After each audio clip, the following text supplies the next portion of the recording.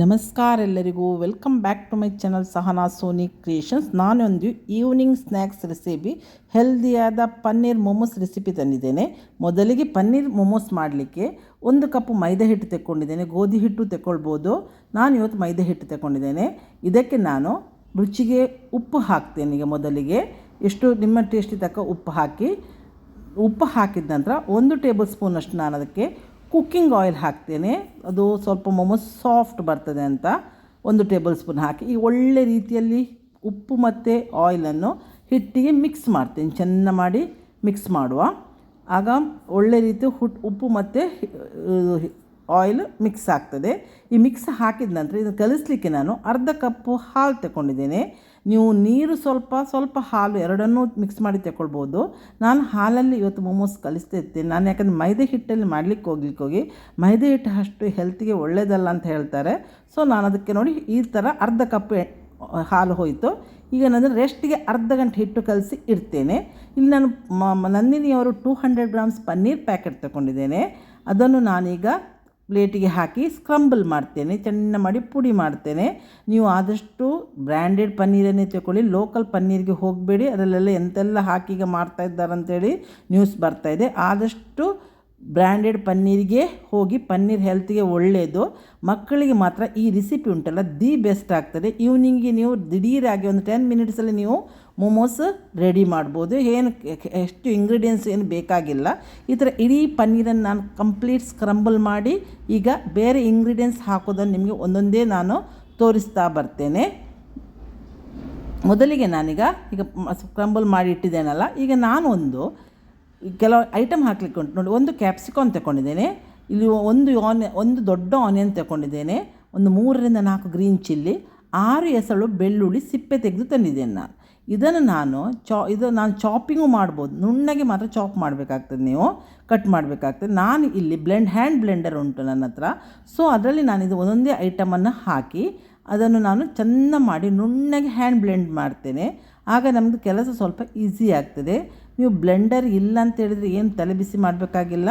ನೀವು ಆನಿಯನನ್ನು ಸಣ್ಣಕ್ಕೆ ಹೆಚ್ಚಿ, ಕ್ಯಾಪ್ಸಿಕಮನ್ನು ಸಣ್ಣಕ್ಕೆ ಹೆಚ್ಚಿ, ಬೆಳ್ಳುಳ್ಳಿಯನ್ನು ಹಸಿಮೆಣಸನ್ನು ಸಣ್ಣಕ್ಕೆ ಹೆಚ್ಚಿಯೂ ಮಾಡ್ಬೋದು. ಹೇಗೆ ನಿಮ್ಮ ಹತ್ರ ಕನ್ವೀನಿಯೆಂಟ್ ಉಂಟು ಹಾಗೆ ಮಾಡಿ. ಎಲ್ಲದಕ್ಕೂ ಇಲ್ಲ ಅಂತ ಹೇಳಿದರೆ ಕೂತ್ಕೊಳ್ಳಿಕ್ಕೇನಿಲ್ಲ. ಸೊ ನಂತರ ಇತ್ತು, ನಾನು ಅದನ್ನು ಯೂಸ್ ಮಾಡಿದೆ. ಈ ಥರ ಬ್ಲೆಂಡ್ ಮಾಡ್ತೇನೆ. ಅದು ಮಾತ್ರ ಒಳ್ಳೆ ನುಣ್ಣಗೆ ಆಗ್ತದೆ ಮಾತ್ರ. ಈಗ ನಾನೀಗ ಈ ಥರ ನುಣ್ಣಗೆ ಬ್ಲೆಂಡ್ ಮಾಡಿದ ಈ ಮಿಕ್ಸರನ್ನು ತೋರಿಸ್ತೇನೆ ನೋಡೋಣ ನಿಮಗೆ. ಈ ಥರ ಆಗ್ತದೆ. ಇದನ್ನೀಗ ನಾನು ಪನ್ನೀರಿಗೆ ಆ್ಯಡ್ ಮಾಡ್ತೇನೆ. ಪನ್ನೀರ್ ಸ್ಕ್ರಂಬಲ್ ಮಾಡಿಟ್ಟಿದ್ದೇನಲ್ಲ, ಅದಕ್ಕೆ ಇದನ್ನು ಆ್ಯಡ್ ಮಾಡ್ತೇನೆ. ಇನ್ನು ಉಳಿದ ಎಲ್ಲ ಇಂಗ್ರೀಡಿಯೆಂಟ್ಸನ್ನು ನಾನು ಒಂದೊಂದೇ ನಿಮಗೆ ತೋರಿಸ್ತಾ ಬರ್ತೇನೆ. ನೋಡಿದಲ್ಲಿ ಕ್ಯಾಪ್ಸಿಕಮ್ ಹೋಯಿತು, ಆನಿಯನ್ ಹೋಯಿತು. ಮಕ್ಕಳು ತೆಗೆದಿಡೋ ಚಾನ್ಸೇ ಇರೋದಿಲ್ಲ. ಈ ಥರ ಇರುವಾಗ ನೀವು ಸ್ವಲ್ಪ ಕ್ಯಾರೆಟ್ ತುರಿದು ಹಾಕ್ಬೋದು. ನಮ್ಮಲ್ಲಿ ಸ್ವಲ್ಪ ದೊಡ್ಡವರು ತಿನ್ನೋದು, ಬೇಕಿದ್ರೆ ಹೆಲ್ದಿಗೆ ಇನ್ನೊಂದು ಸ್ವಲ್ಪ ಕ್ಯಾರೆಟ್ ತುರಿದು ಹಾಕಿ, ತೊಂದರೆ ಇಲ್ಲ. ಈಗ ರುಚಿಗೆ ಸ್ವಲ್ಪ ಉಪ್ಪು ಹಾಕ್ತೇನೆ. ಅಲ್ಲಿ ನಾನು ಆಲ್ರೆಡಿ ಮೈದಾ ಹಿಟ್ಟಿಗೆ ಉಪ್ಪು ಹಾಕಿದ್ದೇನೆ, ಹಾಕುವಾಗ ಸ್ವಲ್ಪ ಜಾಗ್ರತೆ. ಇಲ್ಲಿ ನಾನು ಗರಂ ಮಸಾಲ ಪೌಡ್ರ್ ಒಂದು 1/2 ಟೇಬಲ್ ಸ್ಪೂನ್ ಟೇಸ್ಟಿಗಾಗಿ ಹಾಕ್ತಾ ಇದ್ದೇನೆ. ಇಲ್ಲಿ ಪೆಪ್ಪರ್ ಪೌಡ್ರ್ ಒಂದು 1/2 ಟೇಬಲ್ ಸ್ಪೂನ್ ಹಾಕ್ತೇನೆ. ಇದೆಲ್ಲ ಹೋಮ್ ಮೇಡ್ ನಂದು. ಈಗ ನಾನು 1/2 ಟೇಬಲ್ ಸ್ಪೂನಷ್ಟು ಚಿಲ್ಲಿ ಪೌಡ್ರ್ ಹಾಕ್ತೇನೆ. ಯಾಕಂದರೆ ಆಲ್ರೆಡಿ ನಾನು ಗ್ರೀನ್ ಚಿಲ್ಲಿ ಹಾಕಿದ್ದೇನೆ. ಸಣ್ಣವರು ತಿನ್ನೋದಾದರೆ ನೀವು ಬೇಕಾದರೆ ಗ್ರೀನ್ ಚಿಲ್ಲಿಯನ್ನು ಸ್ಕಿಪ್ ಮಾಡ್ಬೋದು. ಈಗ ನಂದು ಹುರಿದಿಟ್ಟದ್ದು ಜೀರಾ ಪೌಡ್ರ್ ಉಂಟು, ಅದು ಒಳ್ಳೆ ಟೇಸ್ಟ್ ಕೊಡ್ತಾರೆ, ಡೈಜೆಷನ್ಗೆ ಹೆಲ್ಪ್ ಆಗ್ತದೆ. 1/2 ಟೇಬಲ್ ಸ್ಪೂನ್ ಜೀರಾ ಪೌಡ್ರ್ ಹಾಕ್ತೇನೆ. ಎಲ್ಲ ಇಂಗ್ರೀಡಿಯೆಂಟ್ಸ್ ನೋಡಿ ನೀವು ಯಾವ ಮಸಾಲವನ್ನು ಹಾಕ್ಬೋದು, ಅದರಲ್ಲಿ ಇಲ್ಲ. ಜೀರಾ ಪೌಡ್ರ್ ಹಾಕಿದೆ. ನಾನು ಹಾಕೋ ಮಸಾಲ ಈಗ ಹಳದಿ ಹಾಕ್ತೇನೆ, ಟರ್ಮರಿಕ್. ಈಗ ನೆಕ್ಸ್ಟ್ ಮತ್ತೊಂದು ಇಂಗ್ರೀಡಿಯೆಂಟ್ಸ್ ಇದು ಹಾಕಿದ ಕೂಡಲೇ ಒಳ್ಳೆ ಪನ್ನೀರ್ ಮೊಮೋಸ್ಗೆ ಟೇಸ್ಟ್ ಕೊಡ್ತದೆ. ಸೆಜ್ವಾನ್ ಸಾಸ್ ಉಂಟಲ್ಲ, ಬರ್ತದಲ್ಲ ಸೆಜ್ವಾನ್ ಫ್ರೈಡ್ ಇದಕ್ಕೆ ಮಾಡ್ತದೋ ಅದನ್ನು ನಾನು ಹಾಕ್ತಾಯಿದ್ದೀನಿ. ಸೆಜ್ವಾನ್ ಸಾಸನ್ನು ಹಾಕ್ತದೆ. ಸ್ವಲ್ಪ ಇದು ಸ್ಪೈಸಿಯೂ ಇರ್ತದೆ. ಅದಕ್ಕಾಗಿ ನೀವು ಚಿಲ್ಲಿ ಪೌಡ್ರ್ ಹಾಕುವಾಗ ಸ್ವಲ್ಪ ಜಾಗ್ರತೆಯಲ್ಲಿ ಹಾಕಿ. ಸಣ್ಣ ಮಕ್ಕಳಿಗೆ ಹೇಳೋದು. ಇಲ್ಲಿ ನಾನು ಕೊತ್ತಂಬರಿ ಸೊಪ್ಪು ನುಣ್ಣಗೆ ಹೆಚ್ಚಿಟ್ಟಿದ್ದೇನೆ. ಅದರಲ್ಲಿ ದಂಟೆಲ್ಲ ಇದ್ದದನ್ನು ನಾನು ಇದಕ್ಕೆ ಹಾಕ್ತೇನೆ. ಮತ್ತು ಸ್ವಲ್ಪವನ್ನು ನಾನು ತೆಗೆದಿರ್ತೇನೆ. ಯಾಕಂದರೆ ಅದು ನನಗೆ ನಾನು ಮಾಡ್ತಾ ತೋರಿಸ್ತೇನೆ. ಎಲೆ ಉಂಟಲ್ಲ, ಅದನ್ನು ಸ್ವಲ್ಪ ತೆಗೆದಿರ್ತೇನೆ.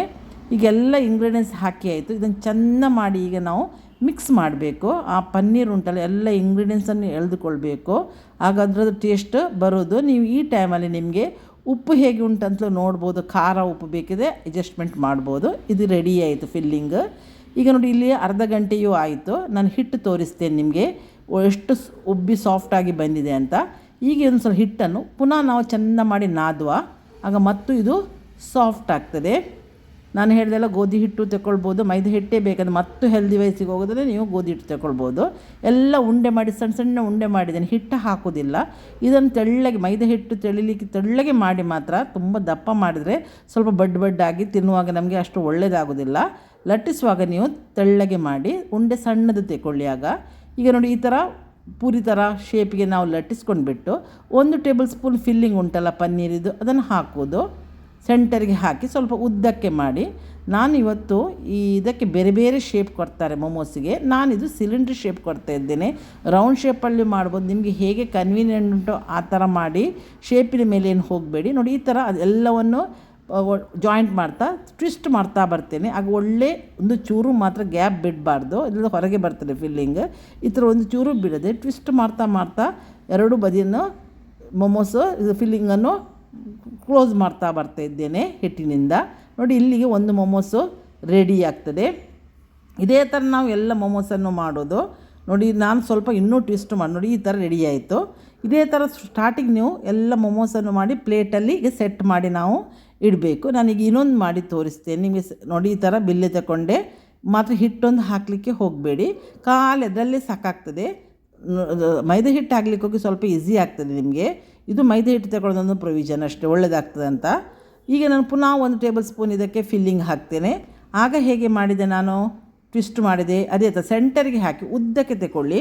ಸಿಲಿಂಡರ್ ಶೇಪ್ ಮಾಡುವವರು, ರೌಂಡಿಗೆ ಮಾಡುವವರು ನಡುವಲ್ಲಿ ರೌಂಡ್ ಮಾಡಿಬಿಡಿ ಫಿಲ್ಲಿಂಗನ್ನು. ಈಗ ಆಚೆ ಇದನ್ನು ಮತ್ತು ಈಚೆದನ್ನು ಮಾಡಿಕೊಂಡು ಕೈಯಲ್ಲಿ ಟ್ವಿಸ್ಟ್ ಮಾಡ್ತಾ ಬಂದರೆ ಅದಕ್ಕೊಂದು ಶೇಪ್ ಸಿಲಿಂಡರ್ ಟೈಪಲ್ಲಿ ಶೇಪ್ ಸಿಗ್ತದೆ. ಮತ್ತು ಇದನ್ನು ನಾನು ಡೀಪ್ ಫ್ರೈ ಮಾಡೋದಿಲ್ಲ ಮೊಮೋಸನ್ನು, ಅದು ಅದಕ್ಕೆ ಹೇಳಿದ್ದು ಇದು ಹೆಲ್ದಿ ವರ್ಷನ್. ಪನ್ನೀರ್ ಮೊಮೋಸ್ ಉಂಟಲ್ಲ, ದೊಡ್ಡವರಿಗೆ ತಿನ್ಬೋದು. ಇದು ಈವ್ನಿಂಗ್ ರೆಸಿಪಿ ಮಕ್ಕಳಿಗೂ ಆಗ್ತದೆ, ಎಲ್ಲರಿಗೂ ಆಗುವಂಥದ್ದನ್ನು ರೆಸಿಪಿಯನ್ನು ನಾನು ಶೇರ್ ಮಾಡ್ತಿದ್ದೆ. ನೋಡಿ ಈ ಥರ ಇನ್ನೊಂದು ಮೊಮೋಸು ರೆಡಿ ಆಯಿತು. ಈ ಥರ ಎಲ್ಲ ಮೊಮೋಸನ್ನು ಮಾಡಿ ನಾನು ಪ್ಲೇಟಲ್ಲಿ ಸ್ಟಾರ್ಟಿಂಗ್ ಸೆಟ್ ಮಾಡ್ತೇನೆ. ಅದಕ್ಕೆ ಈಗ ನಾನು 2 ಮಿಲ್ಕಿ ಮಿಸ್ಟ್ನವರು ಒಂದು 2 ಕ್ಯೂಬ್ಸ್ ತಗೊಳ್ಳಿದ್ದೇನೆ, ಕ್ರೀಮಿದ್ದು ಬಟರಿದ್ದು ಕ್ಯೂಬ್ಸ್ ತಗೊಂಡಿದ್ದೇನೆ. ಇದನ್ನು ಸ್ವಲ್ಪ ನಾನು ಮೆಲ್ಟ್ ಮಾಡ್ತೇನೆ. ಯಾಕೆ ಮೆಲ್ಟ್ ಮಾಡೋದು ಅಂತ ನಾನು ನಿಮಗೆ ತೋರಿಸ್ತೇನೆ. 2 ಕ್ಯೂಬು ಬಟರ್ ಸಾಕು, ಮೆಲ್ಟ್ ಮಾಡಿ. ನೋಡಿ ಇದನ್ನು ನಾನು ಮೊಮೋಸನ್ಗೆ ಎಲ್ಲ ಬ್ರಷ್ ಮಾಡ್ತೇನೆ.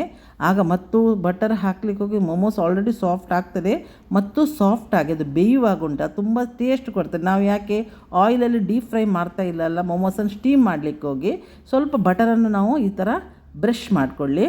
ಮತ್ತು ಈಗ ನಾನು ಇಡ್ಲಿ ಪಾತ್ರೆಯಲ್ಲಿ ಸ್ಟೀಮ್ ಮಾಡ್ತೇನೆ, ನೀವು ಯಾವುದರಲ್ಲಿಯೂ ಸ್ಟೀಮ್ ಮಾಡ್ಬೋದು, ನಿಮಗೆ ಹೇಗೆ ಕನ್ವೀನಿಯೆಂಟ್ ಉಂಟು ಅದರಲ್ಲಿ ನೀವು ಸ್ಟೀಮ್ ಮಾಡಿ. ಇಲ್ಲಿ ಇಡ್ಲಿ ಪಾತ್ರೆ ನಾನು ಬಿಸಿಗೆ ನೀರು ಇಟ್ಟಿದ್ದೇನೆ, 2 ಲೋಟ ನೀರನ್ನು ಬಿಸಿ ಮಾಡಲಿಕ್ಕೆ ಇಟ್ಟಿದ್ದೇನೆ. ನೀರು ಸರಿ ಕುದಿ ಬಂದ ನಂತರ ಈ ಮೊಮೋಸನ್ನು ಇಟ್ಟು 10 ಮಿನಿಟ್ಸ್ ನಾನು ಬೇಯಿಸ್ತೇನೆ. ಈಗ ನಾನು ಇಡ್ಲಿ ಲಿಡ್ ಮುಚ್ತೇನೆ. 10 ಮಿನಿಟ್ಸ್ ಬೇಯಿಸಿ ನಿಮಗೆ ಹೇಗೆ ಮೊಮೋಸ್ ಬಂತಂತ ತೋರಿಸ್ತೇನೆ. ಮತ್ತು ಉಳಿದು ಸ್ವಲ್ಪ ಇಂಗ್ರೀಡಿಯೆಂಟ್ಸ್ ಹಾಕ್ಲಿಕ್ಕೆ ಉಂಟು, ಅದನ್ನು ನಾನು ನಿಮಗೆ ತೋರಿಸ್ತೇನೆ. ಈಗ ನೋಡಿ 10 ಮಿನಿಟ್ಸ್ ಆಯಿತು. ನೋಡಿ ಮೊಮೋಸ್ ಬೆಂದಾಯಿತು, ಒಳ್ಳೆ ಸ್ಟೀಮ್ ಬರ್ತಾ ಉಂಟು. ತೆಗೆಯುವಾಗ ಸ್ವಲ್ಪ ಜಾಗ್ರತೆ, ಕೈಗೆ ಬಿಸಿ ತಾಗ್ತದೆ. ಈಗ ಮೊಮೋಸನ್ನು ನಾನು ತೆಗೆದು ಪ್ಲೇಟ್ ಮೇಲೆ ಇಟ್ಟಿದ್ದೇನೆ. ಇದಕ್ಕೆ ಸ್ವಲ್ಪ ನಾನು ಆಗ ಹೇಳಿದೆಲ್ಲ ಕೊತ್ತಂಬರಿ ಸೊಪ್ಪಿನ ಎಲೆಯನ್ನೆಲ್ಲ ನಾನು ಸ್ಪ್ರೆಡ್ ಮಾಡ್ತೇನೆ. ಇದನ್ನು ಈ ಥರ ಎಲ್ಲ ಮೊಮೋಸ್ನ ಮೇಲೆ ಕೊತ್ತಂಬರಿ ಸೊಪ್ಪು ಬಿಸಿಗೆ ಬಿದ್ದ ಕೂಡಲೇ ಕೊತ್ತಂಬರಿ ಸೊಪ್ಪಿನ ಫ್ಲೇವರ್ ಮೊಮೋಸಿಗೆ ನಮ್ಮದು ಸಿಗ್ತದೆ ಮತ್ತು ಹೆಲ್ದಿ ವರ್ಷನ್ಗೆ ಹೋಗ್ತದೆ. ಮತ್ತು ಇನ್ನು ಸ್ವಲ್ಪ ಖಾರ ಕಡಿಮೆ ಇದ್ದರೂ ಕೂಡ ಆಗ್ತದೆ. ಸ್ವಲ್ಪ ಉಂಟು red chilli powder, just for ಅದು ಟೇಸ್ಟಿಗೆ ತಕ್ಕ ಸ್ವಲ್ಪ ನಾನು ಎಲ್ಲ ಮೊಮೋಸ್ ಬಿಸಿ ಮೊಮೋಸ್ನ ಮೇಲೆ ಅದು ಬಟರ್ ಹಾಕಿ ಉಂಟಲ್ಲ, ಅದು ಒಳ್ಳೆ ಆಯಿಲ್ ಥರ ಇರ್ತದೆ. ಅದರ ಮೇಲೆಲ್ಲ ಸ್ವಲ್ಪ ಚಿಲ್ಲಿ ಫ್ಲೇಕ್ಸ್ ಅಲ್ಲ, ಚಿಲ್ಲಿ ಪೌಡ್ರನ್ನು ನಾನು ಸ್ಪ್ರಿಂಕಲ್ ಮಾಡ್ತೀನಿ. ಇದು ಆಪ್ಷನಲ್, ನಿಮಗೆ ಹೇಗೆ ಬೇಕೋ ಹಾಗೆ ಮಾಡ್ಬೋದು. ಆಗ ನಮಗೆ ಪನ್ನೀರ್ ವೆಜ್ ಮೊಮೋಸ್ ರೆಡಿ ಆಗ್ತದೆ. ನೋಡಿ ಎಷ್ಟು ಒಳ್ಳೆ ಮೊಮೋಸ್ ರೆಡಿ ಆಯ್ತು ನೋಡಿ. ಈ ರೆಸಿಪಿ ಇಷ್ಟ ಆದರೆ ಇದಕ್ಕೊಂದು ಲೈಕ್ ಕೊಡಿ. ಸಬ್ಸ್ಕ್ರೈಬ್ ಆಗದೆ ಯಾರು ನೋಡ್ತಿದ್ದೀರಿ ನೋಡಿ, ನೀವು ಆದಷ್ಟು ಬೇಗ ಸಬ್ಸ್ಕ್ರೈಬ್ ಆಗಿ ನನಗೆ ಸಪೋರ್ಟ್ ಮಾಡಿ. ನಾನು ಒಂದು ಒಳ್ಳೆ ರೆಸಿಪಿಯನ್ನು ಬಂದು ನಿಮ್ಮನ್ನು ಮೀಟ್ ಆಗ್ತೇನೆ. ಅಲ್ಲಿವರೆಗೆ ಬಾಯ್, ಥ್ಯಾಂಕ್ ಯು.